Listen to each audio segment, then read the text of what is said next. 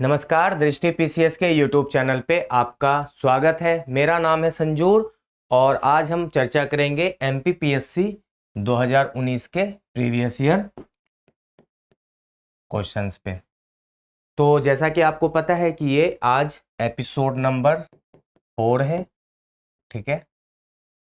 3 episode आप लोगों ने देखा है जिसमें कि 2021 का प्रश्न था। अब हम 2019 पे चर्चा कर रहे हैं पिछले सीरीज से।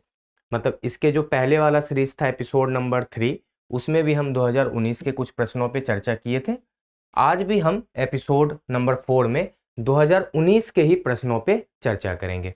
सब्जेक्ट वही रहता है हमारा जनरल एप्टीट्यूड टेस्ट, जिसको आप लोग सीसेट के नाम से जानते हैं, जीएस पेपर 2 है ना। जो जीएस पेपर 2 होता है आपका क्वालिफाइंग नेचर में, और इसमें आपको 40% मार्क्स लाना होता है क्वालिफाई करने के लिए। हालांकि एमपी के मतलब आप लोग स्टूडेंट्स ऐसा सोचते हैं कि जीएस पेपर 2 हमारे लिए उतना इम्पोर्टेंट नहीं है। हर बार मैं ये बात कहता हूँ, आप इसको ज़्यादा से ज़्यादा कोशिश कीजिए प्रैक्टिस करने की, क्योंकि क्या पता आगे मैथ्स के क्वेश्चन और डिफिकल्ट आ जाए या रीजनिंग के क्वेश्चन और डिफिकल्ट आ जाए। तो 40% मार्क्स भी लाना अपने में एक बहुत बड़ी बात है। मतलब आपको 100 में से 40 सही करना है, ठीक है। तो कुल मिला के आपको थोड़ा मैथ्स और रीजनिंग और जो भी इसमें सब्जेक्ट मतलब दिए गए हैं, कम्युनिकेशन है या आपकी क्रिटिकल रीजनिंग है या आपकी हिंदी है, इंग्लिश है, जो भी है उस पर आपको थोड़ा सा मेहनत करना पड़ेगा। गद्यांश भी है तो थोड़ा सा इसमें इसलिए मेहनत करने की आवश्यकता है कि अगर मान लेते हैं गलती से भी आप इस पेपर में क्वालिफाई नहीं कर पाते हैं तो आगे आपका सारा मेहनत बेकार हो जाएगा, ठीक है ना। तो आज इसी बात को देखते हुए, हालांकि कुछ लोगों का डिमांड तो है कि आप इस सीरीज को कंटिन्यू रखें, लेकिन उस तरीके से आप लोग इंटरेस्ट नहीं ले रहे। तो मेरा ये आपसे ये है कि आप इसको कम से कम ज़्यादा से ज़्यादा देखें। मतलब पिछले 3 सीरीज को और भी एक बार चाहें तो आप दोबारा देख लीजिए कि कैसे क्वेश्चंस को हमने बनाया है। और आज भी जो हम लोग बातचीत करेंगे 12-13 क्वेश्चंस पे, उस पर भी हम लोग अच्छे से ट्रिक या कॉन्सेप्ट या जो भी हम बताते आए हैं उस पर हम लोग आगे बातचीत करते रहेंगे। तो चलिए बिना देरी के हम प्रीवियस ईयर जो 2019 का है आगे के क्वेश्चंस को देखते हैं। तो सबसे पहले तो वही बात है कि हम आपको यह बता देंगे कि यह किस टॉपिक से है। तो ये मैथ्स से है, ठीक है ना। और मैथ्स में भी ये क्या है, टाइम एंड डिस्टेंस से है। Time and distance, time and distance का मतलब समय, दूरी तथा चाल, इसको हिंदी में कहते हैं। तो इसमें क्या है कि कॉन्सेप्ट मैंने बीपीएससी की कक्षा में बताया है, ठीक है। चाहे तो आप वहां जाकर देख सकते हैं। मैंने पिछली भी कक्षा में बोला था कि जब भी आपको इसका कॉन्सेप्ट किसी भी चैप्टर का समझना हो तो बीपीएससी के टारगेट बीपीएससी के सीरीज में आपको वहां कॉन्सेप्ट मिल जाएगा। तो चलिए हम क्वेश्चंस को देखते हैं कि इंदौर से उज्जैन जाते समय एक कैब की औसत गति 60 किलोमीटर प्रति घंटा है, ठीक है ना। अब 2 शहर है, एक है इंदौर, ठीक है ना, और यहां है उज्जैन, ठीक है ना। इस दोनों शहर के बीच की दूरी अभी पता नहीं है, लेकिन यह पता है कि जाते समय, मतलब मान लीजिए इधर जा रहे हैं आप, तो आप जा रहे हैं 60 किलोमीटर पर आवर के रफ्तार से, गाड़ी से जा रहे हो, मोटरसाइकिल से जा रहे हो। और उज्जैन से इंदौर तक समान दूरी पर लौटते समय औसत गति आपका x किलोमीटर प्रति घंटा, ठीक है। जब आप गए तो 60 किलोमीटर प्रति घंटा की चाल से गए और आए वापिस तो x किलोमीटर प्रति घंटा की रफ्तार से आए।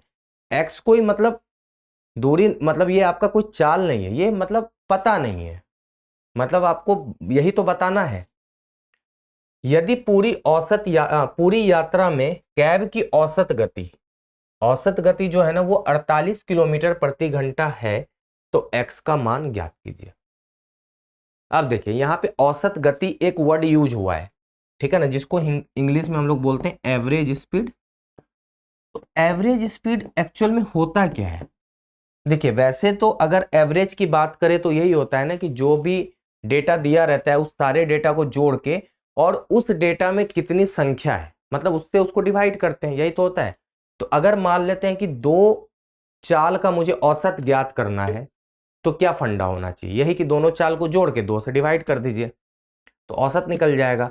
तो यहाँ पे कितना आसान हो जाता मेरे लिए कि 60 और यहाँ पता नहीं है तो 60 प्लस एक्स बटे 2 बराबर 48 कर देते और मेरा उत्तर प्राप्त हो जाता। यही होता ना, 60 प्लस एक्स बटे 2 इज इक्वल टू 48, है ना, यही एवरेज हो गया। बट ऐसा नहीं है, ये गलत है।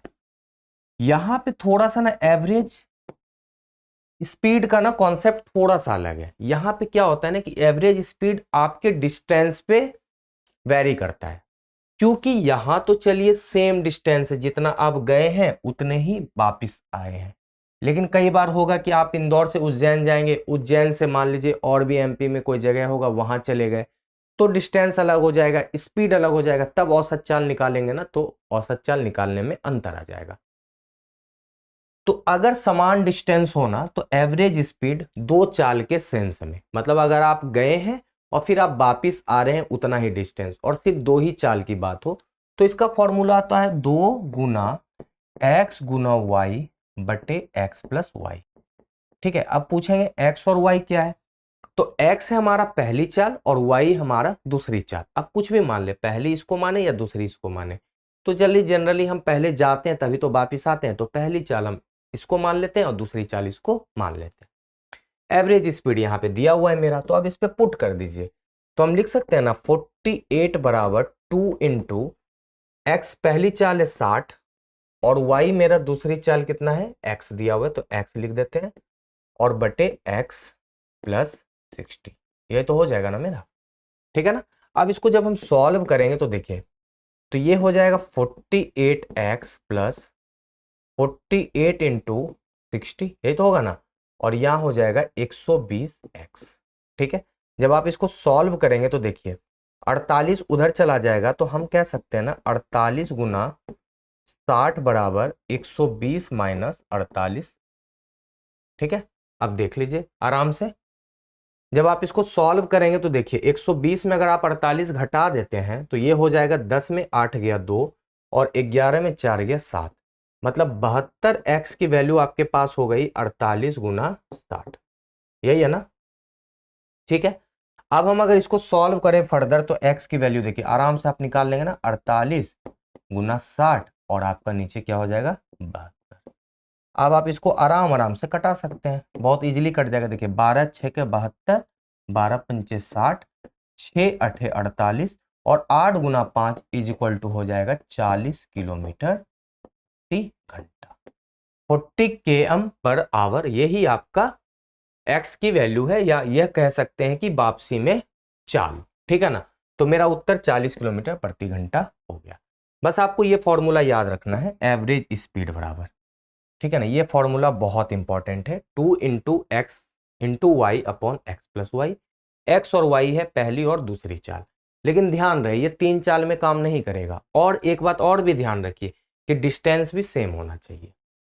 ठीक है ना, चलिए हम आगे क्वेश्चन को देखते हैं कि रेखाएं x बराबर y बटे 4 प्लस ए और y बराबर x बटे 4 प्लस बी बिंदु 1 और 2 पर एक दूसरे को काटती है, तो a प्लस बी का मान ज्ञात करें। यह क्या है, यह भी मैथ से है और इक्वेशन से है, या कोऑर्डिनेट ज्योमेट्री भी कह सकते हैं। कहीं ना कहीं कोऑर्डिनेट ज्योमेट्री का भी कॉन्सेप्ट इसमें लगा हुआ है, क्योंकि यहाँ पे कोऑर्डिनेट ज्योमेट्री दिया हुआ है, मतलब एक बिंदु दिया हुआ है, निर्देशांक है।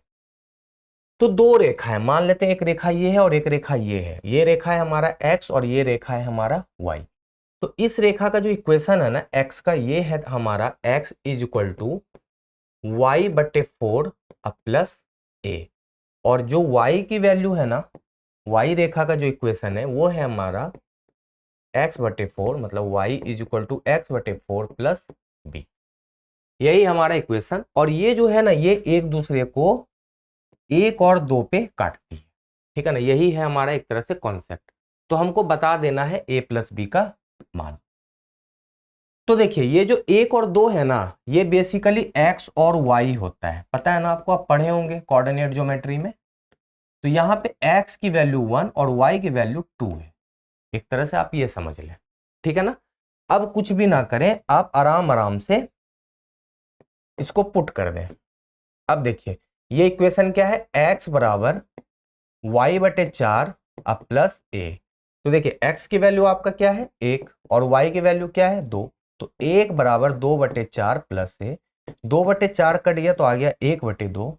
तो हम यहाँ लिख सकते हैं 1 बराबर 1 बटे 2 प्लस a, और a की वैल्यू हो जाएगी 1 माइनस 1 बटे 2 बराबर 1 बटे 2। ठीक है, बहुत आसान था। अब हम यहां पे निकालेंगे दूसरे इक्वेशन को, है ना। दूसरा इक्वेशन है मेरा y बराबर x बटे 4 अब प्लस b। उसी तरह y की वैल्यू यहाँ 2 है और x की वैल्यू 1 बटे 4 अब प्लस b। तो आप इसको जब सॉल्व करेंगे तो b की वैल्यू हो जाएगी 2 माइनस 1 बटे 4। जब आप इसको सॉल्व करेंगे तो देखिए 4 दूना 8 में 1 या 4 हो गया एलसीएम, 4 दूना 1 सॉरी 4 दूना 8, 8 माइनस 1 बराबर 7 बटे 4। ठीक है ना, यहाँ पे आपका ये हो जाएगा 7/4। अब हमसे देखिए a और b की क्या पूछा गया है, मतलब एडिशन। तो आप a और b की वैल्यू निकाल ही लिए हैं तो a प्लस b निकाल लीजिए। a की वैल्यू 1 बटे 2, b की वैल्यू है 7 बटे 4। जब आप इसका एलसीएम लेंगे तो यहाँ हो जाएगा 4, ये हो जाएगा 2 प्लस कितना हो जाएगा ये 7, तो 2 प्लस 7 हो जाता है 9 बटे 4। ठीक है ना, तो बहुत आसानी से आपने ये कर लिया 9 बटे 4। ठीक है ना, चलिए अगले क्वेश्चन को देखते हैं। फिर से क्या है, मैथ्स का ही क्वेश्चन है और परसेंटेज से है। मैथ्स का क्वेश्चन है और प्रतिशत से है, सबसे इंपॉर्टेंट चैप्टर मैथ्स का, क्योंकि सारा सवाल यहीं से बनता है। एक छात्र को उत्तीर्ण होने के लिए कुल अंकों का 33% प्राप्त करना होता है। वह 125 अंक प्राप्त करता है और 40 अंकों से फेल हो जाता है या अनुत्तीर्ण हो जाता है, तो अधिकतम अंक ज्ञात करें। अधिकतम अंक का मतलब है मैक्सिमम मार्क्स। ठीक है ना, कितने अंक का पेपर था। तो एक बात बताइए, पास करने के लिए कितना अंक चाहिए आपको, पास करने के लिए 33%, और पास करने के लिए अंक कितना चाहिए, अंक ये तो परसेंटेज पता है, अंक कितना चाहिए। तो देखिए 125, लेकिन 125 लाने के बाद आप फेल हो जाते हैं ना, तो अगर कितने मार्क्स से फेल किए 40, अगर आपको और 40 अंक आ जाता तो आप पास कर जाते, मतलब पासिंग मार्क्स आपका है 165। क्लियर, तो या तो आप 33% मार्क्स ले आइए या 165 ले आइए, बात बराबर है। कोई भी जो एग्जाम हुआ है वो आपका 100% ही आपका एग्जाम है, मतलब अधिकतम अंक 100% ही हो सकता है। लेकिन 100% है प्रतिशत में, मुझे बताना है अंक में। यहां पूछ रहा है ना, अधिकतम प्रतिशत नहीं पूछा, अधिकतम अंक पूछा। तो हम कह सकते हैं कि 165 जो है ना कहीं 33% के बराबर है।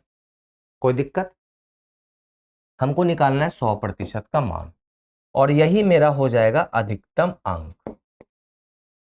अधिकतम, ये आपका शॉर्टकट है अधिकतम अंक।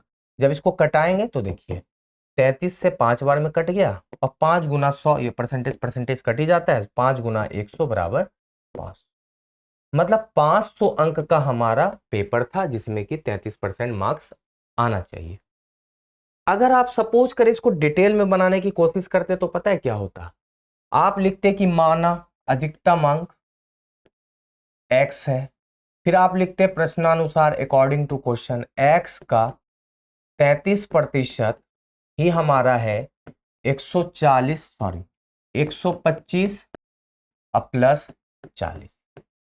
तब जब आप इसको सॉल्व करते हैं ना, बात वही होता, बस हमने उसको ट्रिक के फॉर्म में कर लिया है। तो आपका सही उत्तर यहाँ पे 500 है। कोशिश कीजिए आप इसको सीखने का, ठीक है ना, ट्रिक। अब देखिए एक बहुत अच्छा क्वेश्चन है, शानदार क्वेश्चन है कि जब सूर्य का उन्नतांश 30 डिग्री से 60 डिग्री हो जाता है तो एक मीनार की छाया लंबाई 70 मीटर कम हो जाती है। छाया की लंबाई 70 मीटर कम हो जाती है, तो मीनार की ऊंचाई ज्ञात कीजिए। देखिए ये भी आपके मैथ से क्वेश्चन है और ये है ट्रिग्नोमेट्री से। ठीक है ना, ट्रिगोनोमेट्री, जिसको त्रिकोणमिति भी कहते हैं हम लोग हिंदी में। अब देखिए क्या है ना कि एक मीनार है ये, ठीक है। अब सूर्य का उस पे किरण पड़ रहा है, तो उस वजह से इस पे एक छाया, मतलब इसकी एक छवि बनी। पहले तो ये था, ठीक है ना, ये था, मान लीजिए 30 डिग्री का एंगल बन रहा था पहले। जब वो 30 से 60 डिग्री पे आ गया ना, कई बार होता है ना, धीरे धीरे सूर्य अपने प्लेस से चेंज हो रहा है और यहाँ पे पहुंच गया, तो इस वजह से जो छाया की लंबाई पहले थी ना, वो अब इतना ही हो गई, पहले इतना थी, तो ये 70 मीटर कम हो गई, मतलब यहाँ से यहाँ का डिस्टेंस 70 हो गया। ये हमारा मान लीजिए मीनार ए बी, ये पॉइंट है सी, ये पॉइंट है डी, सपोज कर लीजिए ऐसा।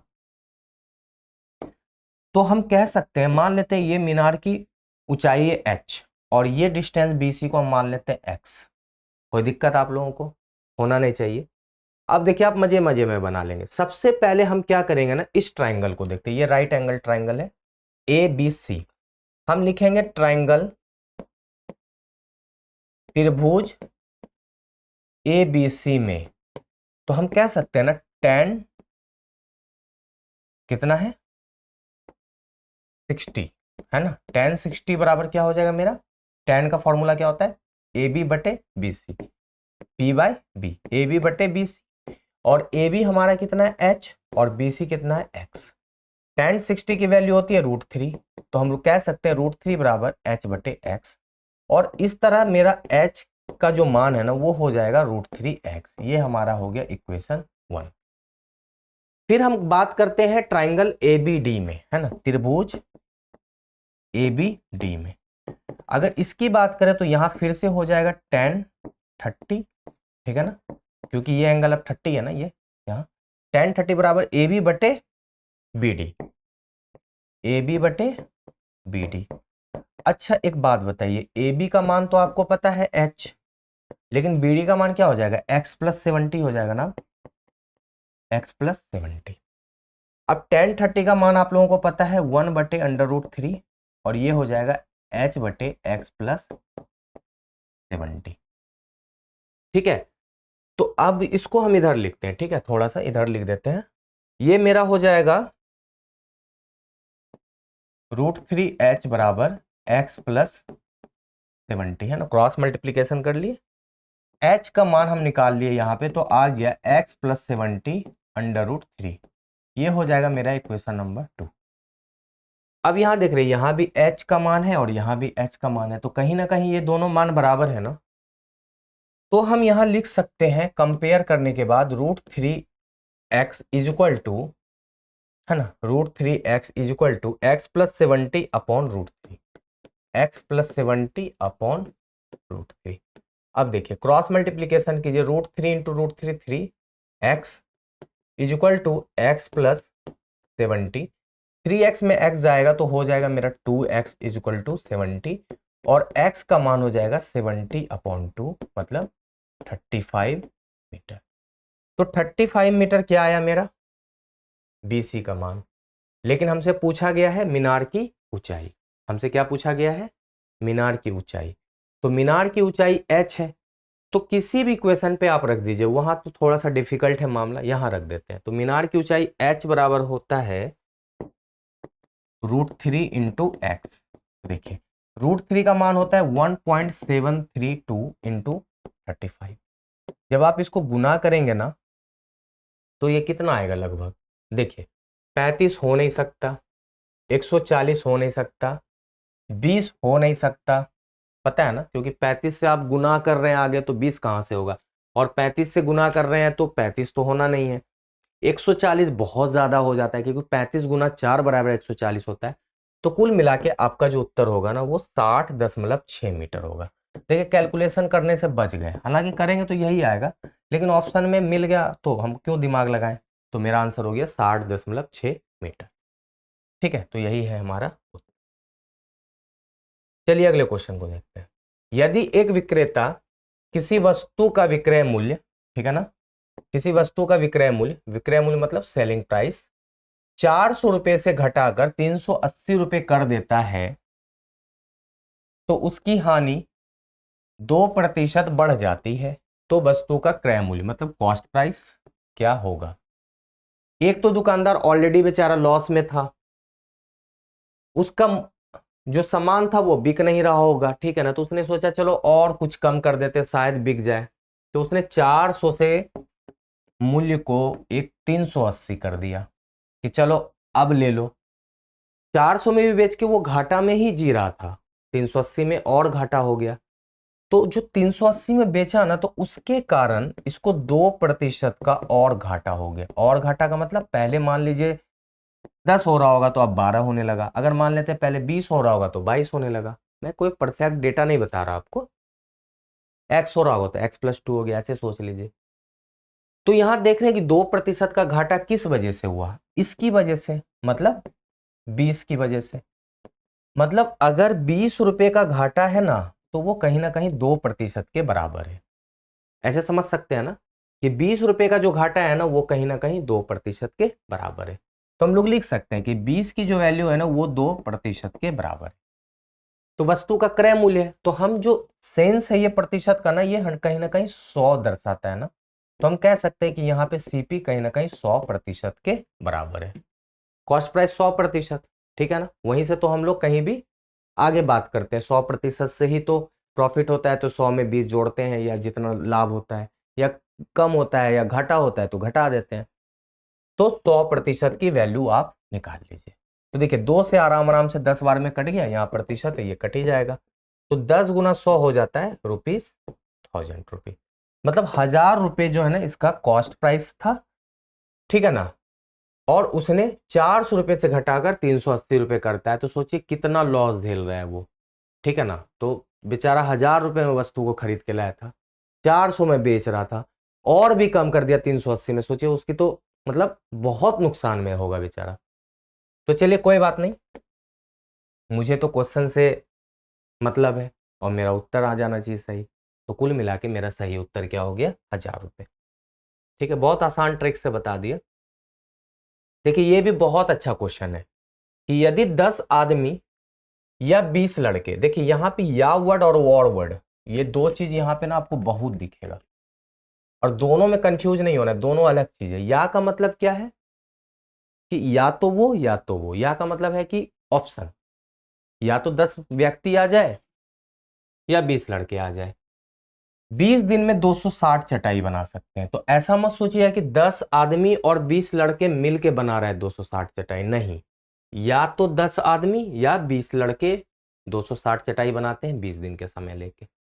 तो पूछा जा रहा है कि 8 आदमी और, देखिए यहाँ पे अब और लगा दिया, मतलब अब इस दोनों को मिलके काम करना पड़ेगा। 8 आदमी और 4 लड़के, 20 दिन में समय है, अब आपके पास वही 20 दिन भी पहले था, अभी भी 20 ही दिन है, तो कितनी चटाई बनाएंगे? तो पहले तो आप इफिशियंसी निकालिए कि 10 आदमी की जो इफिशियंसी है ना कहीं 20 बॉय के बराबर है, 20 बॉयज के बराबर। तो हम कह सकते हैं कि एक व्यक्ति की जो इफिशियंसी है ना, वो कहीं ना कहीं 2 बॉय के बराबर है। मतलब एक व्यक्ति 2 लड़के के बराबर काम कर रहा है, ठीक है, अच्छी बात है। तो अगर हम इसको चेंज कर दें कि 8 यहां पे मैन है और प्लस 4 बॉय है, यही है ना, तो 8 मैन की जगह आप क्या लिख सकते हैं? एक मैन की कैपेसिटी 2 बॉय के बराबर है, तो 8 मैन की कैपेसिटी 16 बॉय के बराबर होगी, वो दिक्कत? तो 8 मैन की जगह हम 16 बॉय लिख दिए और 4 बॉय ऑलरेडी है, तो इसको कह सकते हैं 20 बॉय, 20 बॉय, ठीक है ना। किसी भी एक डेटा में आप ले आइएगा, थोड़ा आसान हो जाएगा, है ना। तो 20 बॉयज आ गया, मतलब 8 आदमी और 4 लड़के लगभग 20, लगभग क्या मतलब 20 के बराबर है, 20 लड़के के बराबर है। अब मुझे लगता है ना कि बनाने की जरूरत नहीं है, 20 लड़के 20 दिन में 260 चटाई बनाते हैं, तो यहां भी ये 20 लड़के हो गए, ये दोनों को मिला के, तो 20 लड़के 20 दिन में फिर से 260 ही चटाई बनाएंगे ना। देख रहे थे कितना एग्जामिनर आपको बस घुमा दिया थोड़ा सा वहां पे, ये डेटा देके अगर आप इसको सॉल्व कर लिया ना, तो बनाने की जरूरत ही नहीं पड़ेगी, क्वेश्चंस को ही दोबारा आपसे पूछ लिया गया, जो स्टेटमेंट था ना उसी को क्वेश्चन में पूछ लिया, बस उसको सॉल्व करना था, आ गया मेरा 260 चटाई। अब एक क्वेश्चन है रीजनिंग का, अच्छा क्वेश्चन है, इसको रैंकिंग एंड सीक्वेंस कहते हैं, ठीक है ना, रैंकिंग का क्वेश्चन है।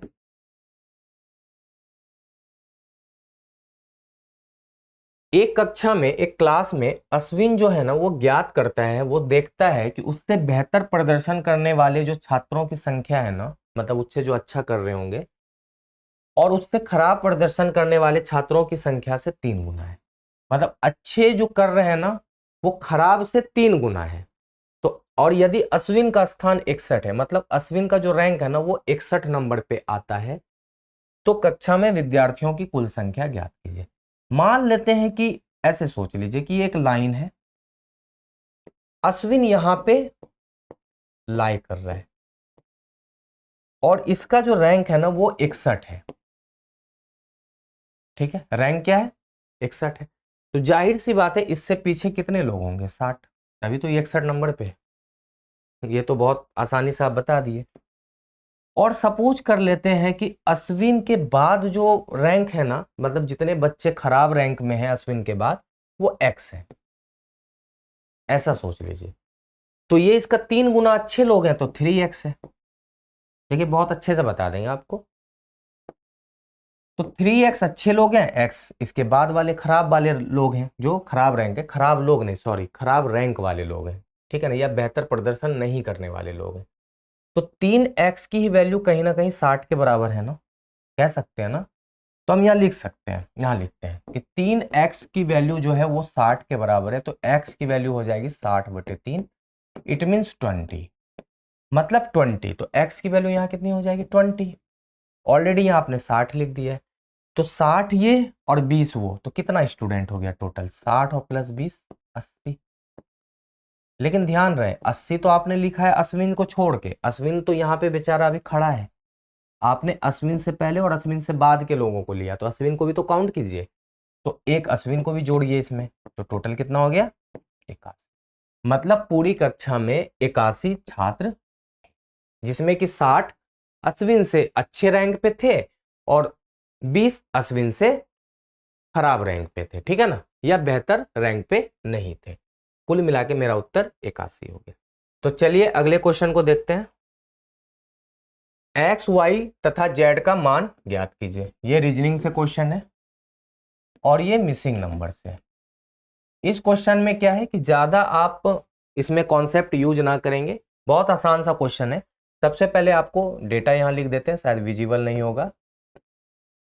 y 10 8 7 7 x और 5, ठीक है। अब चलिए हम आराम आराम से आपको बताते हैं, नीचे से करना है। सबसे पहले देखिए इसमें क्या है ना कि 2 ब्लॉक जो है ना उसका सम इसके जस्ट ऊपर वाले ब्लॉक में रहेगा। जैसे एक्स वाई है ना, तो यहाँ पे x प्लस वाई होगा। अब देखिए इस दोनों ब्लॉक का जो है ना सम ये ऊपर हो जाएगा, तो y का मान ज्ञात हो जाएगा ना।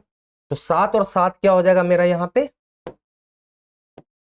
7 और 7 की वैल्यू यहाँ पे हो जाएगा 14, तो y का वैल्यू 14, ठीक है, क्लियर। तो x y तथा z, तो बीच में 14 होना चाहिए मेरे हिसाब से। बीच में देखिए एक ही ऑप्शन में 14 है और यही आपका उत्तर हो गया। अब ज्यादा करने की जरूरत नहीं है, लेकिन आप चाहे करना तो कर लीजिए। देखिए इस दोनों ब्लॉक का सम, ठीक है ना, ये वाला होगा। तो देखिए यहाँ 8 है, कैसे हुआ, 5 में 3 जोड़ने के बाद हुआ होगा, तो x की वैल्यू 3, तो देखिए 3 भी आ गया। आप बोलेंगे कि नहीं आगे भी करके दिखाइए, तो देखिए 42 है या 24 है, तो 42 कैसे बना, जब तक 18 नहीं जोड़ेंगे तो कैसे बनेगा, तो 24 18 42, तो ये हो गया 18। तो कुल मिला के एक्स वाई जेड की वैल्यू क्या हो गई, 3 14 और 18। इसमें बहुत ज्यादा कॉन्सेप्ट नहीं था, ये एक तरह से पजल था छोटा सा।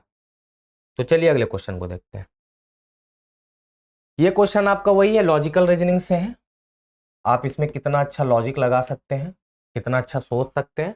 ये है पूर्व धारणा से, जिसको हम लोग कहते हैं एजम्पशन। एजम्पशन हमेशा इस चीज को सोच के किया जाता है। जैसे आपने कोई कथन दिया है तो आप उससे पहले क्या पूर्व धारणा सोचे होंगे, आपके अंदर क्या सोच होगी इस बात को लेके, उसी को कहते हैं एजम्पशन। कथन यह है कि सरकारी योजनाएं देश की वृद्धि और विकास के लिए आवश्यक है।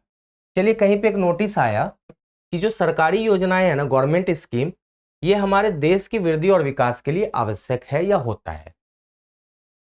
अब है पूर्व धारणा कि सरकार द्वारा मेक इन इंडिया अभियान एक बड़ी सफलता बन गया है। देखिए आप इस बात को यहाँ पे गारंटी के साथ सही नहीं कह सकते, क्योंकि स्टेटमेंट में ऐसी कोई भी बात मेक इन इंडिया को लेके नहीं कहा गया है। आप ऐसे ना सोचें, ऐसे तो बहुत योजनाएं जो सफल है, तो इसमें फिर मेक इन इंडिया का ही नाम क्यों आया स्पेशली? तो ये डाउटफुल है, हम इसको गलत भी नहीं कह रहे, हो सकता है सफल रहा होगा, बट ये पूर्व धारणा नहीं हो सकता। इस बात को सोच के ऐसा डिसीजन नहीं लिया गया है, ठीक है।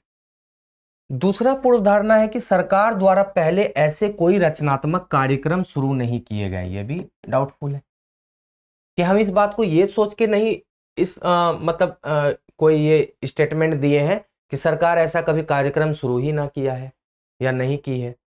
हो सकता है किया हो, ठीक है, तो हम इस पे भी ठोस कोई मेरे पास यहाँ पे कोई दिख नहीं रहा स्टेटमेंट में सबूत, तो हम इसको कह सकते हैं कि दोनों स्टेटमेंट हमारा क्या है ना, कमजोर है, ठीक है ना। दोनों पूर्व धारणा हमारा क्या है, कमजोर है, वीक है। और कमजोर और वीक जो होता है ना, एक ही बात है इंग्लिश हिंदी में, उसको हम कंसिडर नहीं करते हैं, तो दोनों अंतर्निहित नहीं है। ये मेरे हिसाब से ये उत्तर होना चाहिए। मैंने आपको पहले भी कहा है कि ऐसे प्रश्न में क्या होता है ना कि आपके मतभेद हो सकते हैं। आपका उत्तर हो सकता है कि आप कहेंगे कि 1 सही है, हो सकता है किसी किसी को लगेगा कि नहीं 2 सही है, क्योंकि सोच का फर्क होता है। बट परफेक्ट आंसर मेरे हिसाब से यहाँ पे डी होना चाहिए। आप लोग इसको डी ही लेके चलना, एग्जाम में सही होगा। अगला भी वही है, पूर्व धारणा का ही क्वेश्चन है। कथन दिया हुआ है, सभी प्रकार की शराब पर प्रतिबंध लगाना शराबबंदी को लागू करने का सबसे अच्छा तरीका है। अब ये भी देखिए, मान लेते कि शराबबंदी करना है, तो सभी तरह की शराब पर प्रतिबंध लगाना शराबबंदी को लागू करने का सबसे अच्छा तरीका, ये एक कहीं पे स्टेटमेंट आया है। तो अब उसकी पूर्वधारणा क्या क्या हो सकती है? तो अब ये यहाँ पे क्या है, हाँ, आपूर्ति में कटौती करने से लोग शराब पीना बंद कर देंगे। देखिए, इस बात को सोच के ये स्टेटमेंट दिया गया होगा, ये बात तय है कि जो स्टेटमेंट दे रहा होगा ना, ये सोच के तो दिया होगा ना कि आपूर्ति में कटौती होगी तो लोग शराब पीना बंद कर देंगे। जाहिर सी बात है ना कि मान लीजिए हम सप्लाई नहीं करेंगे तो डिमांड कहां से आएगा? तो वही बात है कि यहाँ पे शराब क्या है, प्रतिबंध है, मतलब शराब का मैन्युफैक्चर नहीं हो रहा, आपूर्ति नहीं हो रही, तो लोग शराब पीना बंद करेंगे ही धीरे धीरे। कहां से लाएंगे? जब आपके पास शराब ही नहीं होगा तो कैसे पिएंगे?